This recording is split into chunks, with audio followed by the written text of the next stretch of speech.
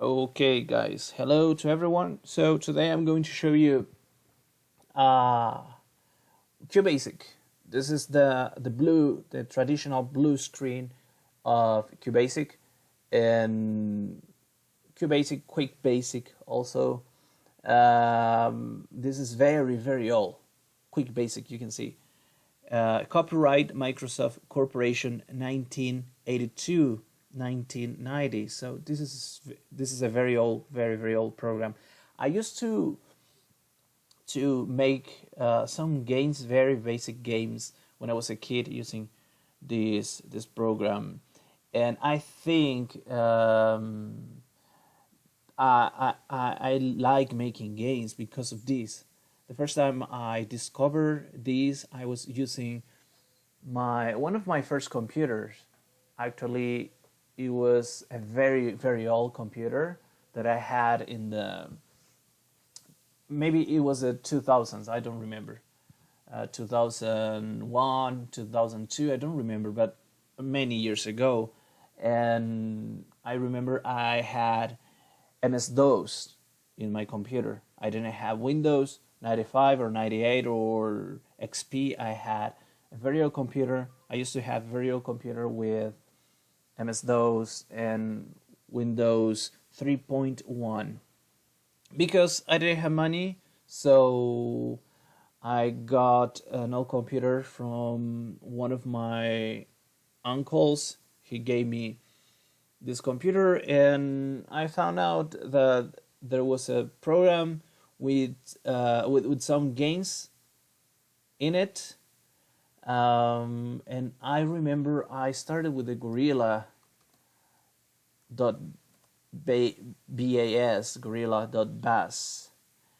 This was, I think, the first game. Probably all of you know, the ones who use Qbasic, or the ones who knows about Qbasic knows. I know you know this gorilla.bas because it was a very famous game. It was like the basic example in all Qbasic computers. So I remember I opened this game for the first time, and I saw um, this game about two monkeys throwing bananas uh, to each other. So this was very crazy, and then I I got really excited when I saw that I could modify all this by changing some lines in the code. So I was very happy, like downloading Qbasic games, Qbasic files, very basic games, and modifying the variables of the game. So that's how I started thinking about programming, how I started thinking about making games and modifying some other games. Um, and now I've been working on a new program in 2022, 2021, 2022. I got back to Qbasic. I'm using DOSBox now, and and I started making some small programs and games and stuff, and I started working um, on a new text-based RPG. So I got inspired in these games, kind of the role-playing games that you play with pen and paper. So I studied some games, some of these games, and I thought, okay, I could implement this in the computer. I could implement this on Qbasic and make something similar. So that's what I did, and that's what I wanted. I want to show you. As you can see, Qbasic is programming. Is you have print, you have input, you have if structures, if something, you use variables. So this is a programming language, very old, one of the first ones, or the most popular ones in the 90s. Bill Gates, for example, used to program using BASIC, and at the time it was huge. The BASIC language was was a thing at that moment. Nowadays, no one cares about BASIC, or if just a few people cares about BASIC at the moment. But in the past, in the 90s, it was a very, very, very important thing, and many people used to program. I think for many people, it was the entrance to the programming world. And for me, it has BASIC, and the BASIC language, Qbasic specifically, has an important part in my life, because that's how I got interested in programming, and how I got interested in making video games. And I don't live of making games, or I'm not a professional programmer or whatever, but I enjoy making some programs and making some games in my free time. So that's all about Qbasic. Nowadays I run it on DOSBox as I run my MS-DOS games. So you have to use it with an emulator, MS-DOS emulator, or you can also download Qbasic. I think is the application, the program that people use nowadays to code on BASIC today. Qbasic. But I use a traditional Qbasic program on DOSBox. And I'm going to show you the game. I programmed this. What is the idea? So it's crazy to make a game for MS-DOS in 2022, but let me show you. So the game is called Wild. I started working on it in 2021. I continued this last week working on this text RPG. So let's choose a new game. I made this animation, get ready for a new adventure. I made this coding and using ASCII characters, as you can see. So very basic stuff. So what we have here, we have some attack points, defense points, HP, mana points. You have the expert points and gold, and you can move to the north, to the south, to the east, to the west.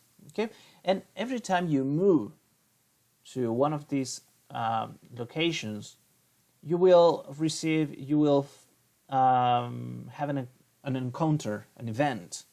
It might be something positive, something negative, an enemy. You can find you might find an enemy. You might find nothing. Maybe just.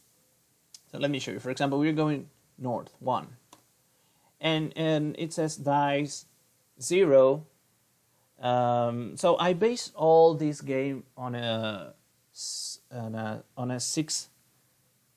D6 dice, on a 6-side dice. So yeah, for example, it's sunny and mild. Every time that you move to a different location, you will have how's the weather like in the place. You will have if it's a positive event, negative, or what kind of event you're encountering, and a part of the story that says, for example, you stop. It describes what happens. You stop, set a place to camp, start a fire, and cook something to eat. You spend your time practicing fighting techniques and training with your knives and sword. The mission has been pretty rough and hard, so difficult. You need to take some time for you to rest and relax a little bit. So, well, you're just in this day you relax, you rest, and then you get some HP. You recover some HP, and you earn some attack points. You get some attack points. Okay, let's go to the next one. So this was good. We got some our attack points increased. Let's go to the east. So it's sunny and mild. We have the weather, positive event. We have the kind of event is positive. You find a good place to sleep and spend the night there. It's an inn. You've been there before and know the owner. You feel much better on the next day. So you got one HP, 1 point of HP. Let's see another one. 3 East, mountains. It's sunny and mild. So sometimes you can see, yes, in this case, that the events, they repeat.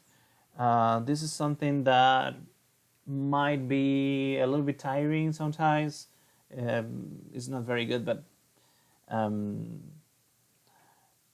it's possible that you repeat. It's more this is more like a tabletop game rather than a real video game, because I thought this program as a tabletop RPG, as a pen and paper RPG, so all the mechanics are like a tabletop game.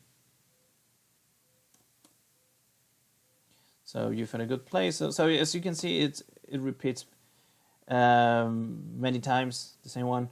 You feel something like a bite in your leg. You stop and check what it was. What was it? You see 2 red points and a thin blood stream coming out from your leg. You wish it was only an insect and not a snake. So now we are going to see what it was. Dice 3. So you got a number 3. You don't see anything. Well, maybe it was just a plant or a rock. The pain goes away. So you get a random number from 1 to 6. In this case, a 3. So this is what happens. But sometimes it can be something terrible, or it can be something like okay, it was a snake or it was a spider, depending on the number you got.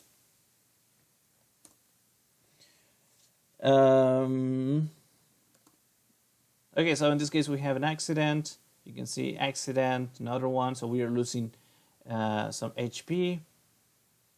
Let's change East. Nothing happens in this case. Nothing happens on that day. Here we have some information, but I didn't program that. So let's skip that one. For example, when you get the information, you have some characters in the place telling you what's going on, telling you parts of the story, giving you some advice, or giving you some information about the story itself. So that's what you're going to get in information. Nothing happens, nothing happens, nothing happens. Well, it's like repeated accident. You see something shine in the middle of the path, okay. Okay, so here you find someone who's trying to sell you a mix of airs, energetic soup, or whatever. And you can, if you need to recover some HP, you can buy the mix of airs, or if you want to get some mana points, you can buy the energetic soup. We don't have enough money, so for example, if I try to buy the number 1, it says, you don't have the money. I didn't say it was for free. Okay. Oops. So okay, here I don't know if that was a bug. I just chose the wrong number. So this is how an encounter with an enemy will look like. So you attack. This is the part where you attack. You will throw a dice, and it will you will count the number you got in the dice and your attack. So H.5. The enemy defense is 10, so the criminal receives 0 point damage. This is a criminal. The criminal attacks you. Enemy damage 9. Your defense is 12. You receive 0 points of damage, and so on. So it's like a Pokemon Red or Pokemon this Game Boy Pokemon, where but you don't choose the different attacks. You just roll a die or dice. I prefer to say dice. Roll a dice, and you get the different. You realize if you damage the enemy, or if you get damage by throwing. You decide by throwing the dice. You realize that there is a chance for you to try to escape. Just continue with the combat. What would you do? I'm going to try to escape. You decide to run and try to escape. Dice 3. 1 to 3 means failure. 4 to 6 means success. So this works like an RPG, pen and paper RPG. So I got a 3, so it's mean failure. You try to escape but can't. It seems you aren't fast enough for that. You receive 4 points of damage from criminal. Your HP is 7 now. Okay, so we're going to continue attacking. The criminal receives 0 points of damage. You receive 0 points of damage. You receive 0 points of damage again. So this is like the criminal receives 1 point of damage. You realize that there is a chance for you to try to escape. Just continue with the combat. I will try to escape because this fight is not very good. We're like stuck there.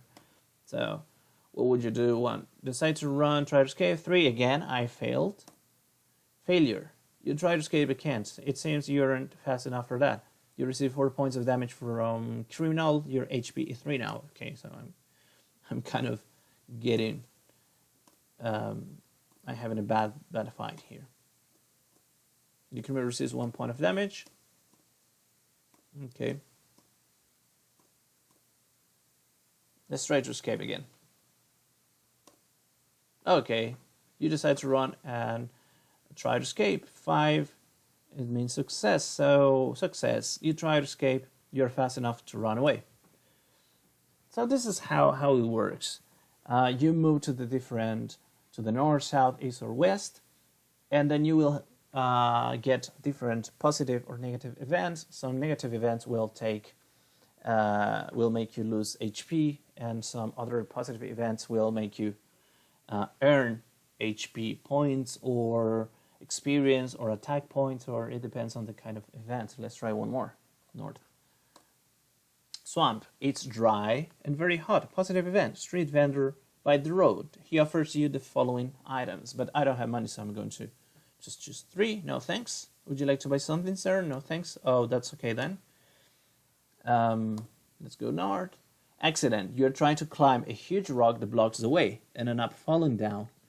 You hurt your back when falling. Minus 1 HP. So here we lost 1 HP point. So that's how it works. This is basically, I'm going to just to exit this. And that's how it works. All this I made using Qbasic. I like Qbasic. It's a part of my life, and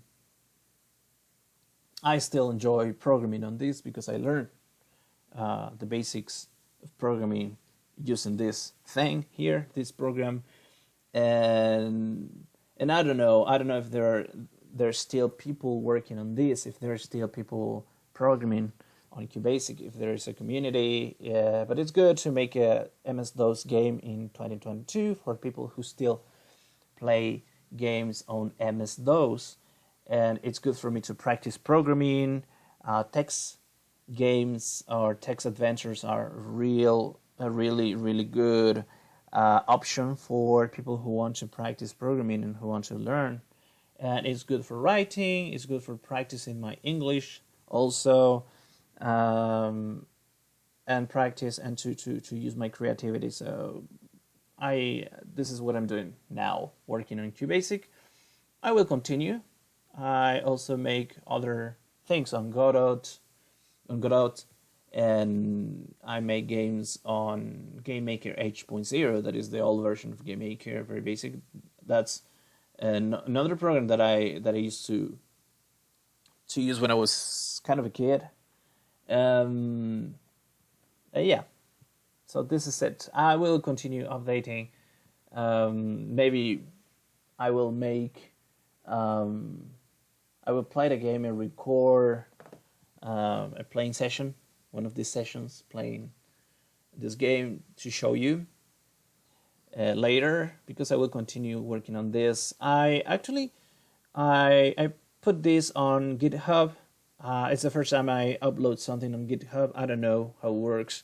Maybe if you're a programmer, you program on Qbasic, if you want to help me to develop this small game, you can try to find it on GitHub. I'm going to put the link in the description. and yeah, I'm learning how to use GitHub too, because in the future I would like to help in some projects, or to upload my own projects for open source development. But yeah, this is it. I will continue working on Qbasic. I will make, hopefully in the future, some tutorials also about how to use this, how to program on Qbasic, the very basics of Basic.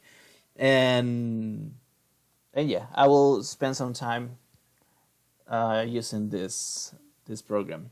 I hope you like it. I hope there's still people working on Qbasic and watching my videos. And thank you for watching. See you next time.